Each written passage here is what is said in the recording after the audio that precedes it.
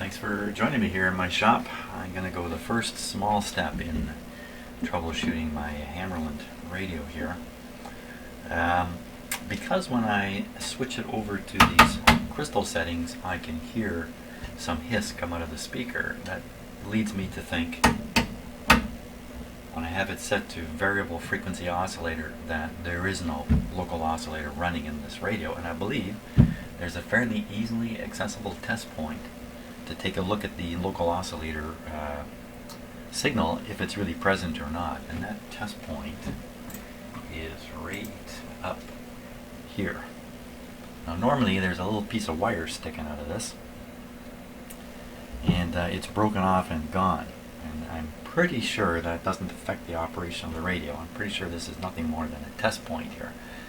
By my wonderful memory. So even with the wire broken off, there's a little tiny bit sticking out there. I'm going to try to make contact with it and take a look on my oscilloscope.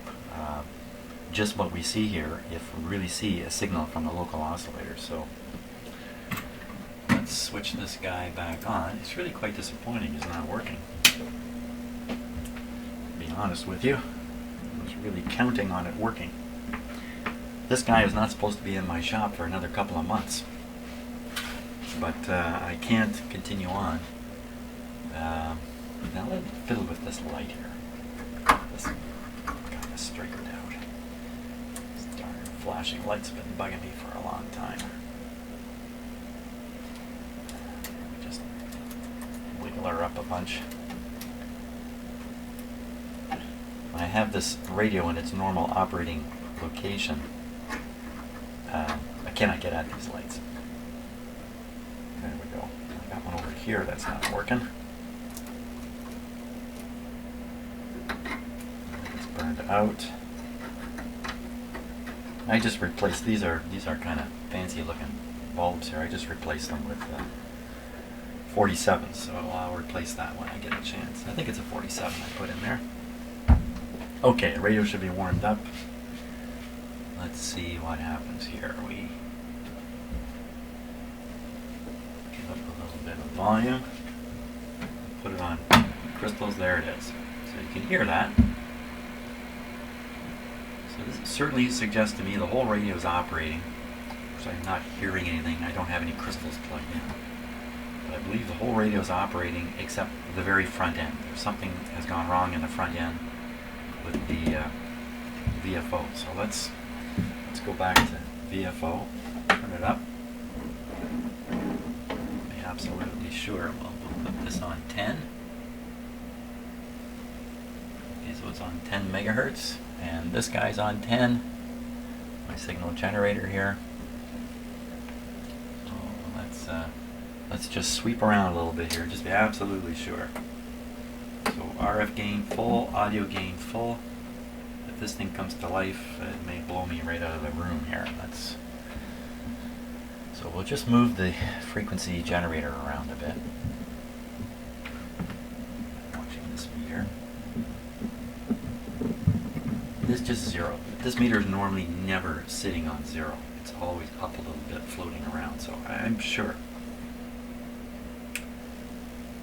So we'll flip on the scope over here.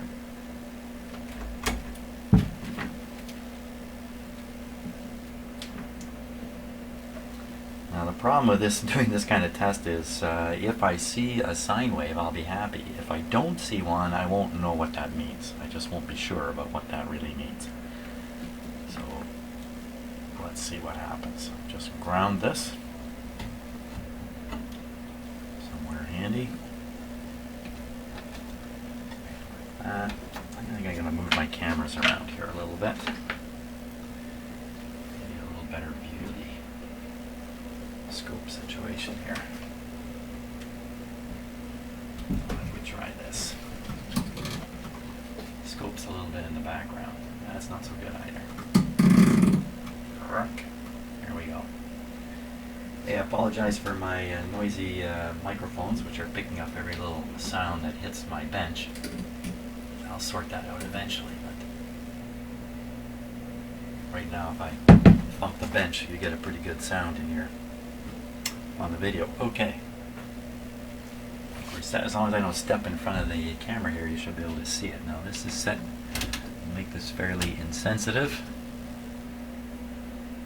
And we'll just double check there. It's definitely that. Let's make it insensitive by turning this the right way. I'm on a 10-volt scale. That's pretty darn insensitive. Now we'll see if we can make contact with what's left of this little piece of wire here.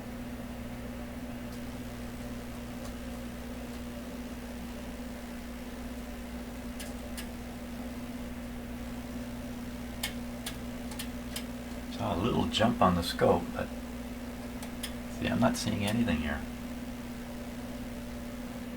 Now I used to drive a frequency counter off this wire, which means it had a pretty strong signal on it. No VFO. Okay, so the tube lineup on this radio is 2 RF tubes. They're definitely warm. A mixer tube right here. And then this tube is the, I think it's warming up. Doesn't feel cold. This tube is the tube responsible for the local oscillator.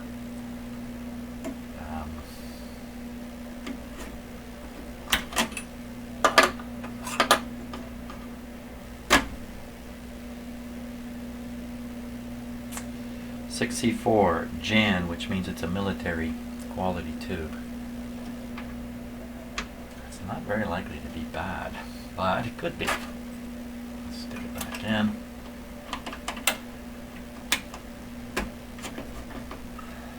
Check again.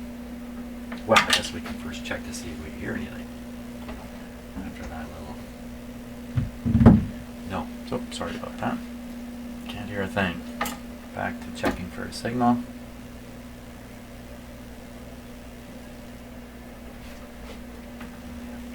Give you a view here. There's not much to see, I'm afraid. The scope is saying that there's no signal. Now, you know, this is disturbing me quite a bit, because all that happened to this radio between the last time it worked and now is it simply got transported. Of course, you know, transporting it is a jarring affair, but jarring this radio a bit shouldn't have led to a problem. Okay, so if it got jarred into the state it's in, maybe I can jar it out of the state it's in. How's that for a feat of logic here? What should I jar it with? I'll jar it with the palm of my hand first. So I'm gonna turn up the volume and make sure there's something to hear. Okay, and open the sensitivity wide. Just everything helping to get the signal out. Back on the VFO. Let's jar it.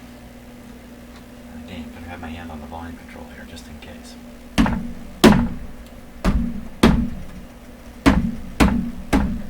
Listening for any little pop, click, anything that might suggest that there's something a little loose in here.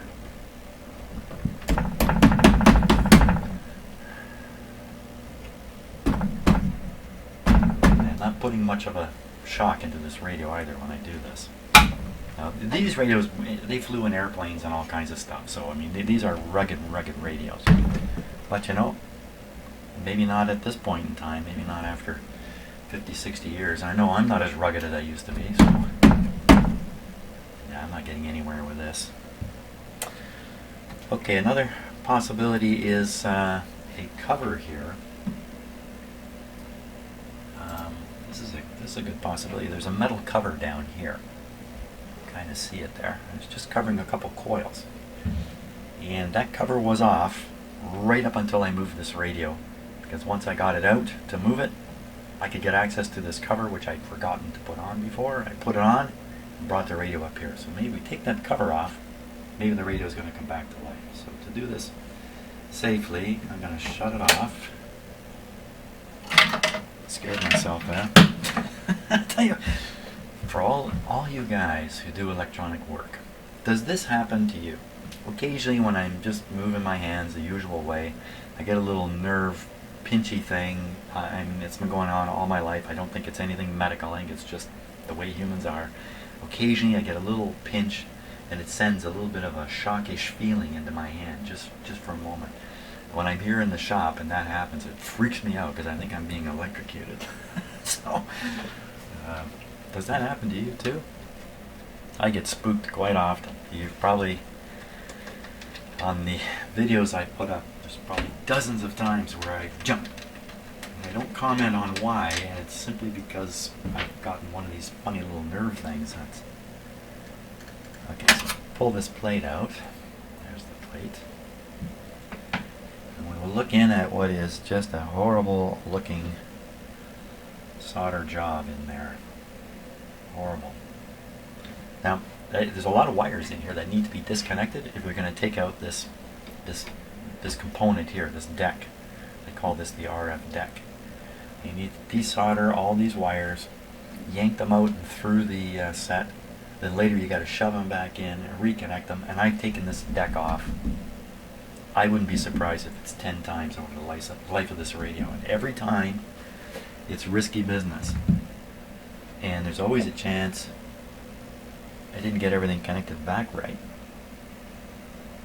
Sure, it looks like there's a wire there that's not soldered to anything.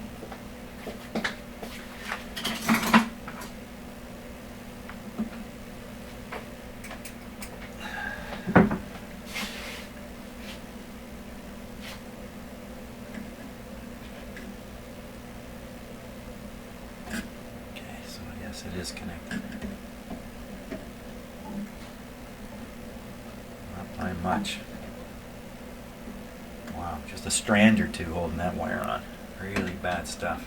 Probably did this under bad lighting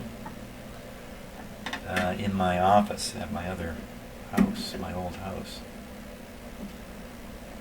So we're just gonna check these. I don't see that the plate I put on and took off just now. Oh, there are some loose strands kind of sticking up here. I was gonna say I can't see how that could have shorted anything, but you know what? It could have right there. Depends how far up that wire was sticking.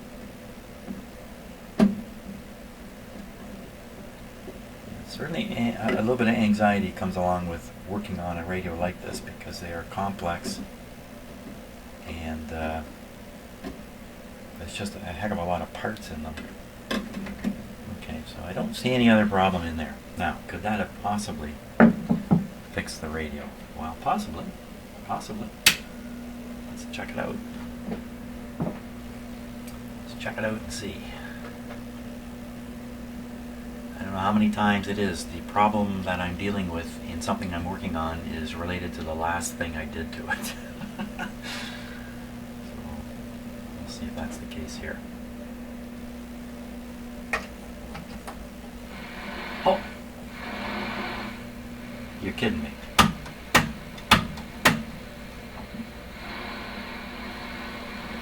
Okay, let's see if it... Huh! We're in business. Hey! It's too high a signal here. It's a very low level signal, but it's high in this radio.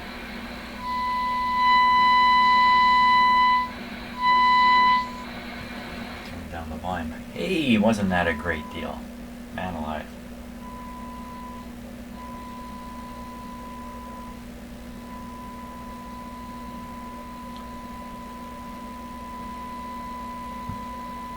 Okay. Now, too, of course, this is a little scratchy sounding.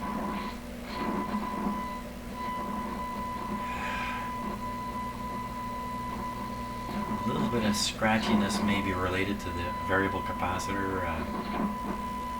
There are connection points, sliding connection points in a variable capacitor, usually right on the pivots or the shaft of the capacitor. Maybe that's where that's coming from. Put this right on 10.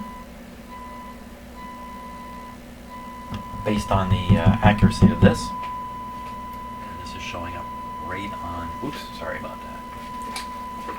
Right on, 10, right on. Let's take a closer look. Camera will focus here.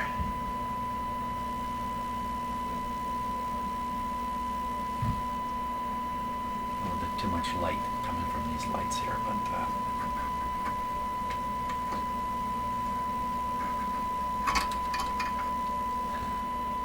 still a little. So there we are.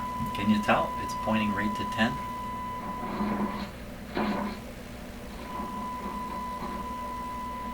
Fantastic. So exactly what was wrong there, I'm not 100% sure, but I think it was the short circuit.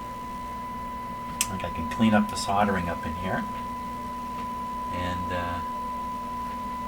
then it's time to start the alignment. And I've been downloading manuals since I cannot find my own copy. And we'll get to the alignment part of this radio, which is a bit of a long process. I'm pretty excited because the potential for this radio is gigantic. It's got a very, very low noise floor, internal noise floor. So basically, when these radios are operating correctly, and maybe this is true of many, many radios, when these ones are operating correctly, the hiss you hear is coming from outer space, or something, certainly something external to the radio. A lot of other radios, when you turn them up full, you don't have something tuned in, you hear the hiss is coming out of the radio. I think especially transistor radios. But not this one. This one you can listen to the atmosphere. And I'm sure any high quality communications receiver, transistor or not, would be able to do that. But, okay.